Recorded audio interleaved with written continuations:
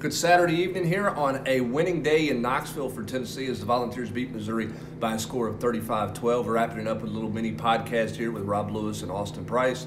I'm Brent Hubbs, glad to have you along with us. Lots to take away from this game for Tennessee. Lots to build on, I think, Austin, when you look at it. You make improvement from week 1 to week 2. Now can they make more improvements into week 3? But this was clearly a better football team today than they were a week ago Saturday. Oh, I couldn't agree more. I mean, Rob talked about it in the 2-minute drill. Just the fact that, it was a complete performance. Did they play perfect? No. But, I mean, the defense was bend, not break. They didn't allow a touchdown until, well into the second half when they were up 28-6.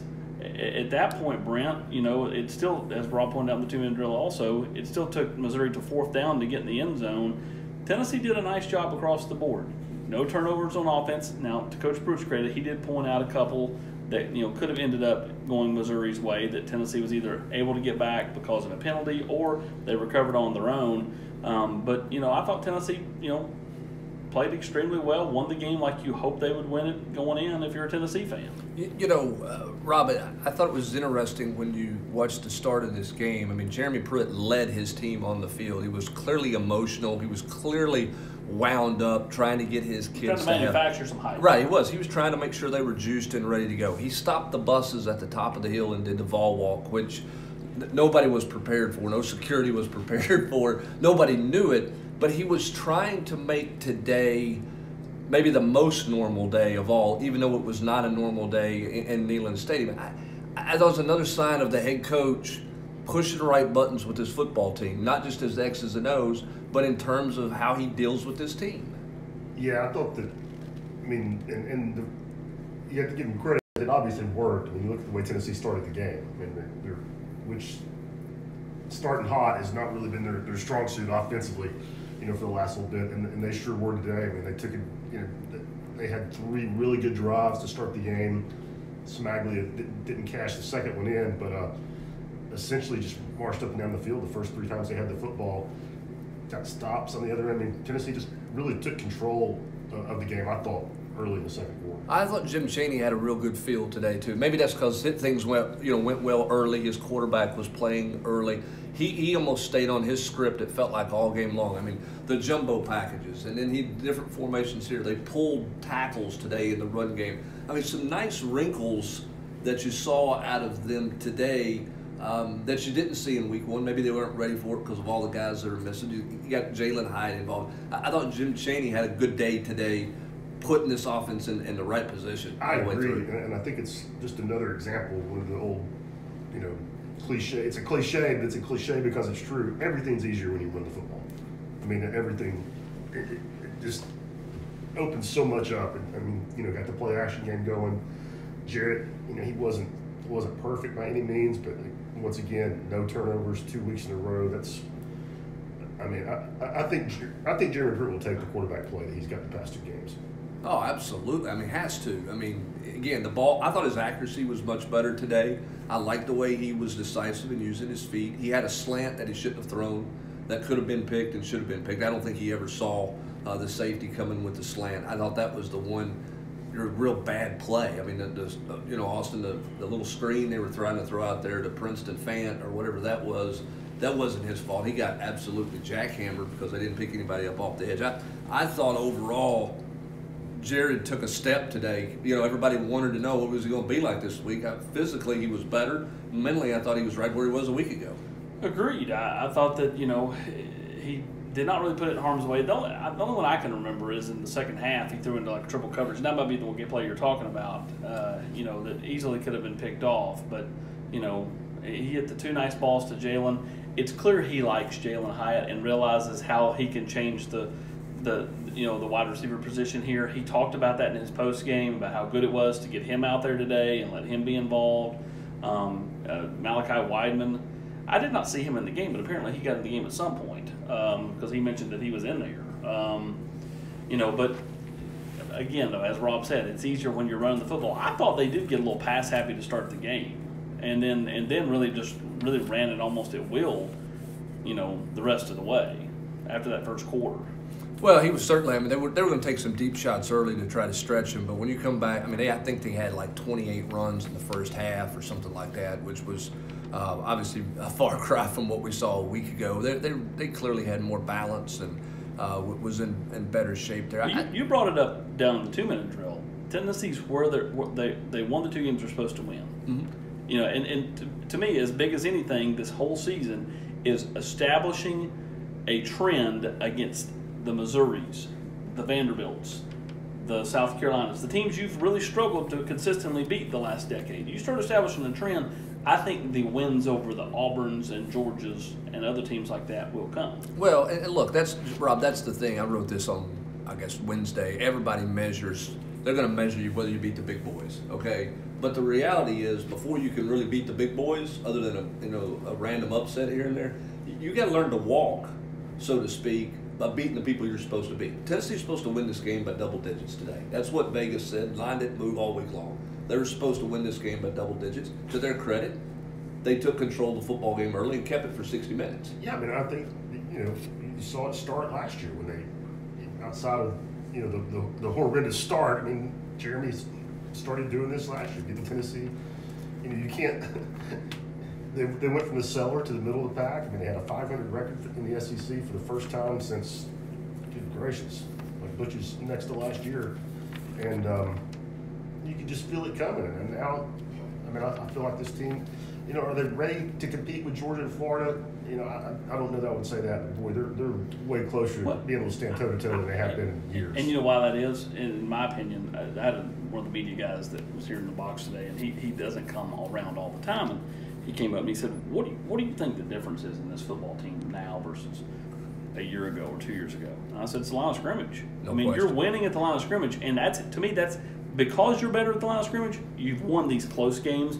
And that's why you won 8 in a row. Well, you figured out how to finish games against Mississippi State last year, get a key conversion here and there, pick up a blitz, or pick up a 3rd and short, whatever. I mean, all of a sudden, Jarrett looks like Tom Brady on quarterback sneaks. I mean, like, you know what I mean? Like, and that to me all goes back to offensive line mentality. The line of scrimmage, especially offensively, maybe not defensive line, but offensively, they've got some show ponies up there, and those show ponies are starting to play, including the guy you talked about in the 2-minute drill, Wanye Morris, who, again, you were hoping as a sophomore would take a step, but then he had to quarantine for basically 28 days, and you wondered, but 2 games in, he's finding his stride a little bit. I think he was much better today than he was a week ago, which you would expect. It's interesting, Rob, last week at South Carolina, Jeremy Pruitt had a 4th and 1, and he elected to kick a long field goal that Somaglia missed. Today, he opens the drive. He's got 2 4th and 1s, and they didn't even think. It was like sprint to the line of scrimmage. Their own 34-yard line in the first quarter. Yeah, I mean, that's showing some faith and confidence in your guys. So, I mean, you look at it, they were 6-13 on 3rd down, but then you toss in that they were 4 for 4 on 4th down, and that looks a lot better. I mean, because, I think sometimes that they were calling plays on 3rd down with the idea that, hey, if we don't get it, it's, we're going for it. And that's pretty big time from where this team was a couple of years ago in terms of short yardage execution ability.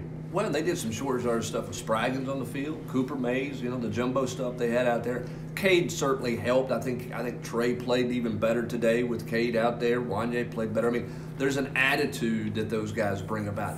I think what's going to be interesting moving forward when you look at this team defensively, what do they look like in the back end next week, assuming Schamberger's back, Bryce Thompson's healthy. And they tried to not play him very much today, like to the point like where he would go up to DA. I was watching through my binoculars, would go up to DA, push to go into the game. DA would push him back, and then he would jump around like, oh, I mean, come on, let me play. I think that's probably smart because they didn't need him today. I mean, he played a little bit. He was even in there in the 4th quarter, which I didn't really understand at that point why they needed him necessarily. But let him continue to get healthy because they're going to need him next week. They're going up against, George Pickens, who is a pretty good football player. Yeah, I mean, I think that I'm curious to see what the secondary looks like with him healthy, with Schamberger out there. I know Theo Jackson had the pick today, but I think we'd all agree that there's probably more confidence with Schamberger at the nickel position than there is anybody else there. No doubt about it. And Rob, I think Alontae Taylor's got to bounce back. He wasn't bad today, but he wasn't the Alontae Taylor we saw a week ago at South Carolina. I didn't think. I agree. I mean, he didn't show up in the run game in particular like he did today. And I have to go back and look at it on film, but I mean, Tennessee, it was the one throw over here on fourth down that was just perfect. Right. I mean, for a big game. I wouldn't fault anybody for that one, but there were a couple other times that they got thrown over their heads. That and I don't know if Alante was on all that, but I know a couple of them. It looked like he gave up some things that he just wasn't giving up last week. No, he was better a week ago. I thought he played better a week ago than he did today. I tell you who did stand out more today. I thought Creveris Crouch made some plays today. I thought he was better on the inside today. Now maybe it's because they didn't pick on him as much across the middle with what they were doing, but I thought he was more active today. Maybe he's getting a little more comfortable. He'll have to show up in the run game, obviously, against Georgia next week, but I thought he was better today. Were you surprised less Tyler Marion? A little bit. Yeah, I was. I mean, as much as they were to get into the game, as much as they were rotating all those guys up there, I was really surprised that he didn't play any more than he did. But they rotated a ton of guys on the defensive front. It looked like a daggum Chinese fire drill out there. Seemingly every snap, Tennessee's running 3 or 4 guys on the defensive front. I'll tell you what I thought. Obviously I've been fairly close to those boys for the last several years, but I thought pretty neat moment when on the Todd Chandler touchdown run. Cooper and Cade were lined up side by side out there in that jumbo set and helped kind of pave the way on that touchdown run. Another neat moment after the game, Jarrett goes over and gives his mom, Miss Karen, one of the game balls. I mean, like little things like that. In a year where it's so weird, it just kind of makes it more normal. Well, it was normal once they started kicking the ball, and you have normal moments like that where families are getting to celebrate. The chances for the opportunity for Tennessee next week is huge, obviously, when you go to Athens, Georgia. We'll see what Georgia looks like a little bit later against Auburn. As we close this mini podcast out, I want to spin it forward a little bit. Rob, I'll start with you. What are the 1 or 2 things that Tennessee needs to take another step from this week to next week if they're going to pull off an upset at Georgia or make that a 60-minute game at Georgia? What's the next step? I think maybe get a little bit more dynamic on defense. But they've gotten a turnover in each game. But, just one. Just didn't see a lot of explosive defensive plays today. I didn't think. And even we'll see what Georgia's offense looks like tonight. But I think creating some havoc on that side of the ball. I think paramount next week is, and I know Jeremy said after the game, hey, we had a lot of the guys out with COVID and stuff, and they're not ready to play a full game. But I think trimming down that offensive line rotation, because there was a couple of times where, again, much like last week, they go right down the field and score, have a lot of success.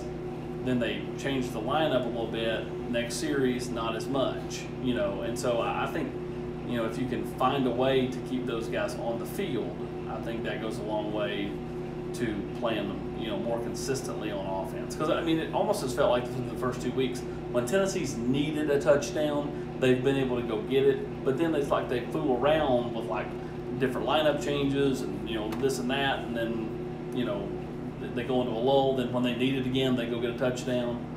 I think to be more consistent, they've got to trim some type of rotation down. Yeah, I think for me, defensively, it's just about being more consistent. There are times that they flat out, dominant, and hold everybody, hold it down. They didn't handle the quarterback change particularly well. I mean, they got beat deep once and got away with it because the kid dropped the ball. So I think they got to clean up a few of the mental mistakes that they have made defensively to tighten that up if they're going to have a chance to go between the hedges and win next week. But that's next week. As for today, Tennessee 2-0.